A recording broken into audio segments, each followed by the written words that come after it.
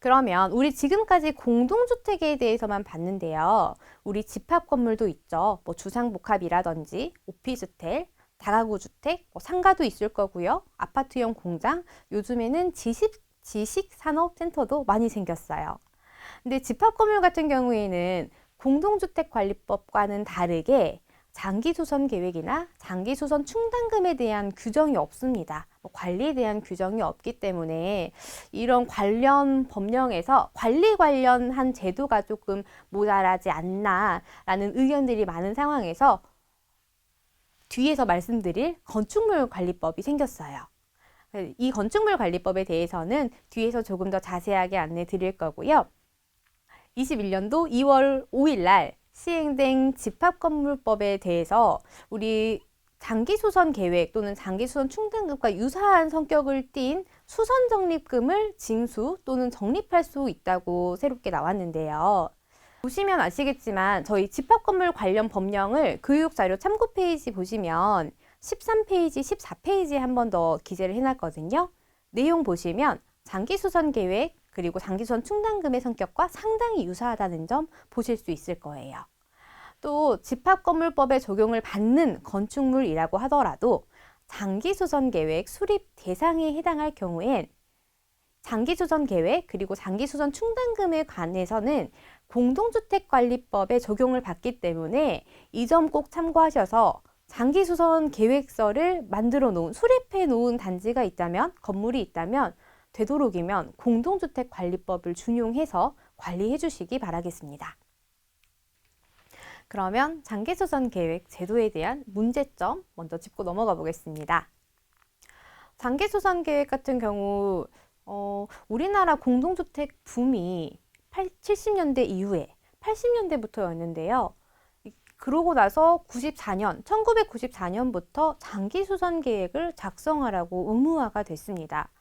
근데 이게 계속 진행이 되다가 1999년도에 이 장기수선 계획에 대한 작성 의무가 폐지가 돼버렸어요.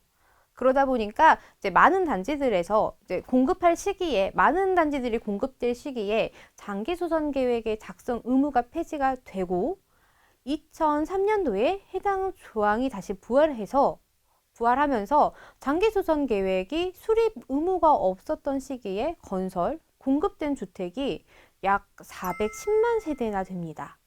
이제 때문에 장기수선 계획 자체가 굉장히 미비한 단지들이 많았는데요. 지금은 워낙 장기수선 계획에 대한 중요성 그리고 회계감사 등이 체계적으로 진행이 되고 있기 때문에 장기수선 계획이 없는 단지는 없을 거예요. 하지만 단지 상황과 조금 다르게 작성되어 있는 장기수선 계획이 있을 수 있기 때문에 다시 한번 장기수선 계획을 살펴보시는 게 가장 좋고요. 요 근래 들어서 아파트에서 안전사고 관련한 기사, 뉴스들을 많이 보셨을 거예요. 이제 주요 시설물에 대한 교체가 지연이 되다 보니까 안전사고가 일어나고 그로 인해서 공동주택을 관리하는 방법이라든지 관리가 어떻게 되고 있는지 알려달라는 이런 투명성을 확보해달라는 요구가 증가가 되고 있는 추세고요.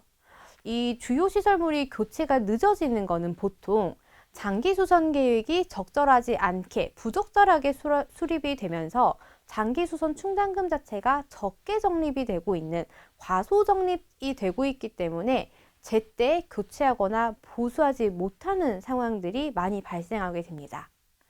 그렇기 때문에 단지에 맞게끔 무조건적으로 인상하거나 무조건적으로 적게 걷거나 많이 걷는 건 솔직히 옳지 않지만 단지에 맞게끔 장기수선 계획서를 작성하셔서 공사 시기에 맞게 제때 적립될 수 있도록 미리 금원을 적립해 놓으시는 것이 굉장히 중요합니다. 차례대로 투명성을 요구하는 기사라든지 안전사고를 요구하는 기사 그리고 장기수선 충당금 관련해서 회계감사 받으실 때 지적사항 사례 있고요. 저희가 장기수선 계획에 대해서 부적절하게 작성된 예시를 교육자료에도 추가로 기재해 놨기 때문에 이 부분도 한번 참고해 주시면 감사하겠습니다.